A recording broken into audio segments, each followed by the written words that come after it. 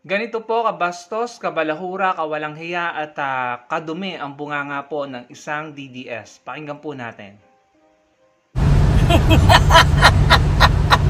You're calling the Senate President to resign? Why? Because you cannot manage or control him. Siya ay isang balakid sa mga masasama niyong plano. Gusto niyo mag-resign si Peter Cayetano dahil ang mga bilatsing Iloy natatakot, nagpapanik ang mga puta ng mga kampo ni Satanas. Tandaan nyo, nag-walk out rin kayo, correct? Ngayon kayo hindi nyo magago si Cayetano, resign, putang ina nyo. Sa majority, 4 lawyers. Sa inyo, isa lang ang abogado, gorilya pa.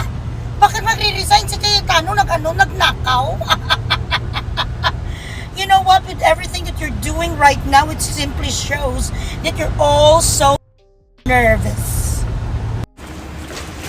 Sa sobrang inis ko sa mga palaitot, kag mga palakantot, kag mahilig mapatsupa ng mga bilatsing Iloy ng Tulfo Brothers. Imbis nga sabihin ko nga drop out, drop off. Anyway, shout out dyan sa magkakapatid nga puro ingay. All noise, no sense. Mga puro pagyayabang ang mga putang ina. Mahilig kayo noon magmura ng mga colonels, no? Tsaka mga kapitan, ngayon mumurahin ko kayo. Kayo ang mga bilatsing Iloy. Yang paghahamon mo, hoy rapi, gago, abandoner. Inabandona mo ang asawa at anak mo, remember? Yang hamon mo kay Senate President, pangkali lang na sa. Doon ka sa mga maralita, sa mga pukpok, sa mga patay gutom, doon ka mang alas ka. Dahil sa Senado, ikaw ay nobody. Kulilat ka. Huwag ka mag-ano-ano putang ina mo. Wala ka chance kay Cayetano. You don't even stand a chance. Shout out dyan, Winnie Munsod, Gurang, Amoy Lupa. Follow the light. Simulat sa pool kahit sino nga presidente, putang ina ka. Ginaaway mo talaga, wala ka naman gani na, wala kayo got nothing to prove anymore. Dapat sa'yo, nagkapangimatay ka na lang. Ngayon na naman, ginabugris mo na naman si Alan Cayetano na mag-resign out of delicadeza. Delicadeza from what? Nagano si Alan Cayetano, putang ina, nag-boldstar sa Senado. Bakit hindi mo masabi sa mga magnanakaw nga gago? Si BBM nga putang ina, siya ang magnanakaw ng ating pera. Sabihin mo rin kay Romaldes. Sabihin mo rin kay Yeda kag sa gago nga si Matibag. Sa mga Rimulya kag Tulfo. Kinadiskitahan sang alpot ya si Alan Peter Cayetano. Baka na maleta ka rin maring Winnie. Hagaga. Yan pong narinig nyo, yan pong nasaksihan nyo mga kababayan, yan pong napanood nyo, yan po ang larawan ng isang balahura, bastos, walang hiya at walang pakundangan sa salita na uri ng DDS mga kababayan. Naging ganyan po ang mga Pilipino, maraming Pilipino po ang naging ganyang kabastos sa social media sa publiko noong naging presidente si Duterte. Huwag na po nating itanggi dahil nung panahon po ni President Pinoy, hindi naman po ganyan ng mga Pilipino eh. Hindi po ganyang kabalahura. Pero tignan nyo po kung narinig nyo. Nakamute na nga po yung ibang words na sinabi niya and pasintabi po sa mga conservative at saka sa mga sensitive po Pasensya na pero gusto ko pong ipakilala sa inyo na itong mga taong ito na lagi na lang nagsasabi na masamang ugali ng mga kakamping, ng mga mata pobre, pero sila po talaga ang masamang ugali. Nagpapanggap po sila na well-mannered pero ganyan po kadumi, kabasura ang ugali nila mga kababayan.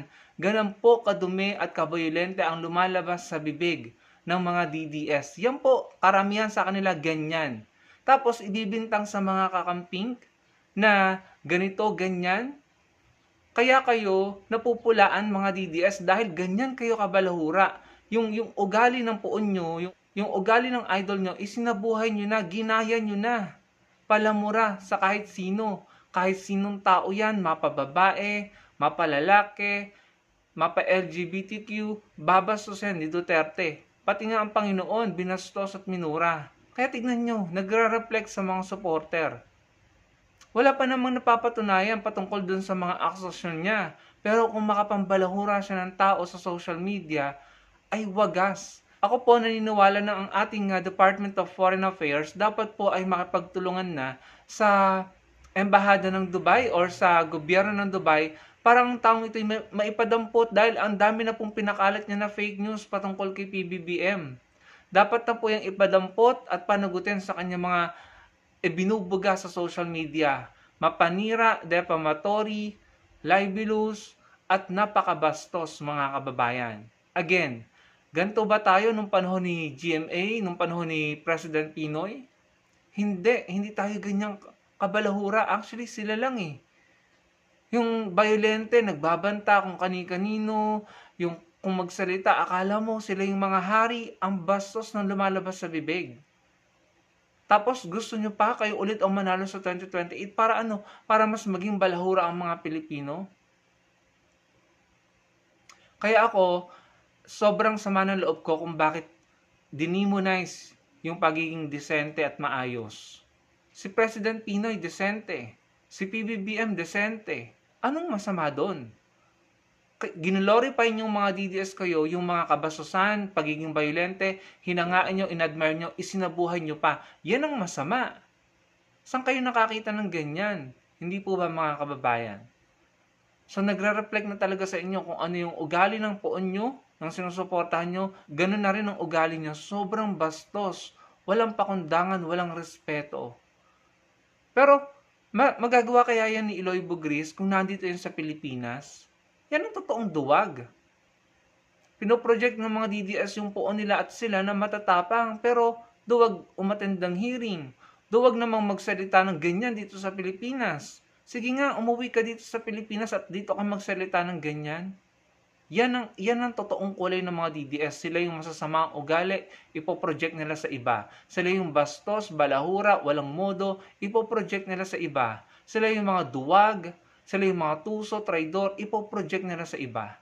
Ganyan po sila man din lang mga kababayan. Kaya sa 2028, matuto na po tayo. Huwag po tayong magpaloko, huwag po tayong magpadala, huwag po tayong magpaninlang sa mga mapagpanggap na mga yan. Yung mga DDS na yan, nagpapanggap na matitino, but in reality, ganito po ang kulay at ugali nila. Yan po ang katotohanan. Matuto na po tayo mga kababayan at sana huwag na po tayong bumalik, huwag na po nating hayaang bumalik yung ganung uri ng pamumuno sa bansa natin dahil ang mga Pilipino nagiging wala ng respeto sa isa't isa. Hindi naman po tayo ganyan dati. Mahalaga po ang respeto at pagiging desente ng isang Pilipino. Tayo pong mga Pilipino ay nakilala sa pagiging mabuting tao, mabait. Hindi po ganito. Hindi po ganyan ang Pilipino.